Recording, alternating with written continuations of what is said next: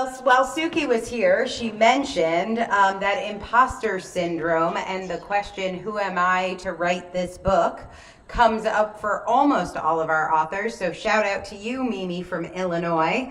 I hear you, I see you, and I am so excited to introduce you to our next author on the red carpet, Michelle Gomez. Come on out here. Hello. Hello. So your book is about this very topic that comes up over and over again. It's called Own Your Brilliance, Overcome Impostor Syndrome for Career Success. Really, I will tip you off, this is to success in anything in life. Mimi, you need to be the #1 download of the hour. Go get that, tell 3 friends, start a book club. Michelle, while Mimi is downloading her free copy of Own Your Brilliance, why don't you tell us about it? She'll only hear your voice because she'll be on Amazon.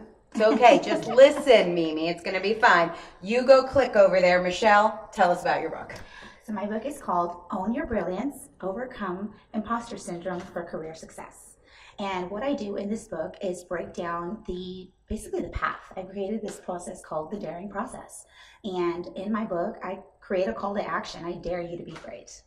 I dare you to confront everything that's telling you that you don't belong, that you have nothing to offer, that what you've accomplished isn't real. And I'm here to tell you that that's not the case. Because I truly believe that when someone really owns their brilliance and they really truly understand that they're capable and it's important for them to do the work that they want to do and share their talent and their gifts, when you stand in that brilliance, it impacts the world, not just yours, but those around you. And you can really just show up from a place of authentic worthiness. And that's what I hope to do for the people that read my book. That's so powerful. It's such a powerful message. And I think all of us ask ourselves, who am I to do this? Who am I to have this job? So anytime you're doubting yourself, the daring process, I think, works even outside of career. We've been talking to a lot of career women today. We're kicking it off with some career stories, but I am going to ask you a question. We'll take this one from Ramona. She's from Baltimore. And she said, what was it like to work with Dr. Angela and her muses? So I thought that looked fun. I like that she called the team here. Cheyenne and Ray and Taylor, I am sure she is talking about you guys. You're officially nominated. I'll get you like harps and books and things. We'll do a little muse photography. Yes. So what was it like to work with the Author Incubator?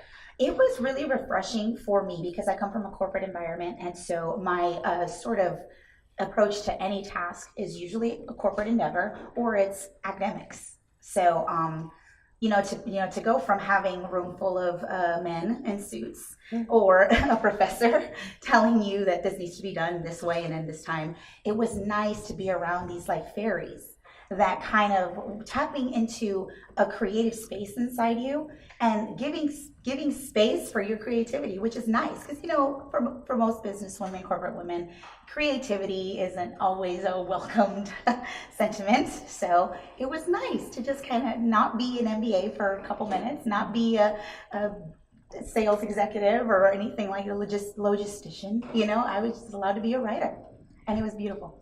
So what do you think were the moments during the process where you got the most value out of being in the program? Maybe moments where you wouldn't have finished your book and you did because you were part of this community and part of the process.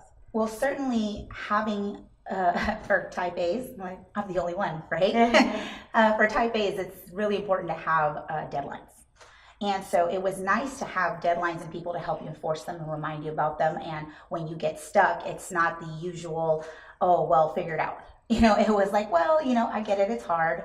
We're going to help you through it. And so just the comfort and the support was really helpful because I've written everything but a book. I've done blogs, I've done term papers, I've done reviews, I've done all that stuff. I've written for forums, but I've never written a book. So it's not like I came in with all this knowledge. I just really needed someone to hold my hand, and they were great about it. Awesome. They were. I hope I was too. You should. Okay.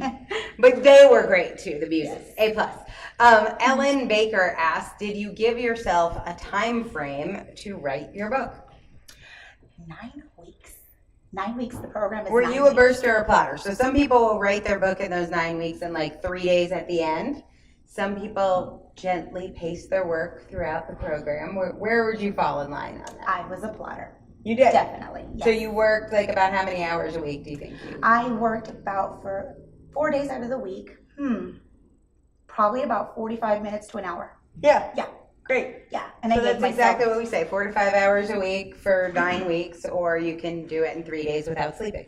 correct. Yeah. And I can't function that way because I'm not only a corporate woman, but I just completed my MBA in December. I have a mother of two, and I have a husband, and I'm a daughter, and I'm a friend, and I'm a sister, and so I don't really have a lot of time to just sit there and write for 4 hours. But for those of you who can do it, you guys are awesome. But that's just not my way. We're procrastinators. This is how we punish ourselves. Sure, I get it. Awesome. All right. Well, I'm super excited to share with you all Michelle Gomez's book, Own Your Brilliance, Overcome Impostor Syndrome for Career Success. Get it now. Share it with a friend. The link is there. And if you are here to support Michelle, make sure you give her a shout out on the chat. And if anything about this conversation inspired a question, ask that in the chat as well. Thank you so much, Michelle.